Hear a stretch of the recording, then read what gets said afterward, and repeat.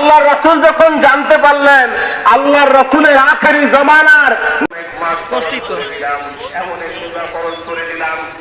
আল্লাহর অশেষ মেহেরবানিতে আমি হয়তো বুঝতে পেরেছি, কিন্তু কুলুল্লাহ হুজুরের ছেলে এই ঈদগাহে প্রথম আমার ছোটবেলা থেকে এই ঈদগাহে নিজের নামাজ পড়েছি।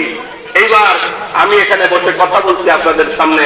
আল্লাহ রাব্বুল আলামিন যেন আমার জবানের বিহি রমজানের রোজা হচ্ছে আমার জন্য, আর এর পুরস্কার স্বয়ং আমি আল্লাহ নিজে দিব। বলেন না সুবহানাল্লাহ। আল্লাহ বলেন ও ফেরেশতারা, আমার মনটা খুশি হয়ে গিয়েছে, আমার এই রোজাদাররা আমার কথাগুলো পালন করেছে, সুতরাং তাদের জীবনের গুনাহ খাতাগুলো আজকে ঈদগাহ ময়দানে থাকা অবস্থায় ঈদের সালাম ফেরানোর সাথে সাথে তাদের জীবনের গুনাহগুলো সব মাফ করে দিব।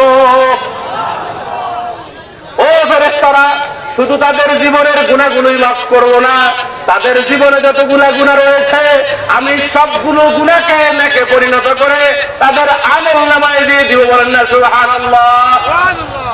সম্মানিত হাজিরিন, আজকে সেইগুলো কবুল করে নিক। আলহামদুলিল্লাহ। উপস্থিত মুরব্বিয়ানে কেরাম, আমরা এই ঈদগাহের প্রতিষ্ঠাতা বাগাতি দরবার শরীফের পীর সাহেব কেবলা ফুরফুরা দরবার শরীফের একবার পড়ি, আমিও একবার পড়ি, আপনারাও একবার পড়েন। এই জন্য এই নামাজ একটু ব্যতিক্রম নামাজ।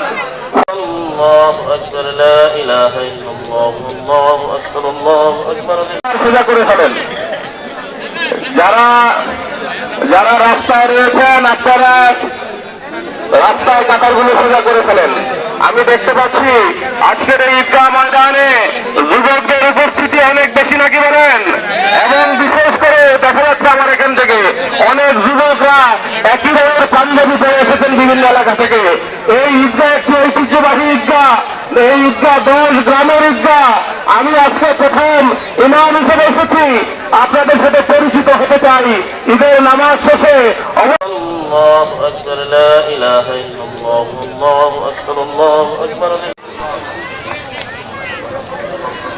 সকল আরিফিন সিদ্দিকী সাহেব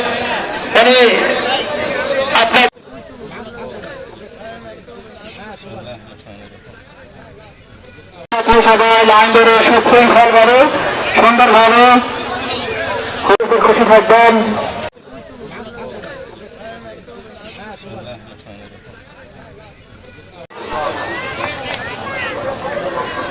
সকল আরিফিন সিদ্দিকী সাহেব আপনার খুশি থাকবেন।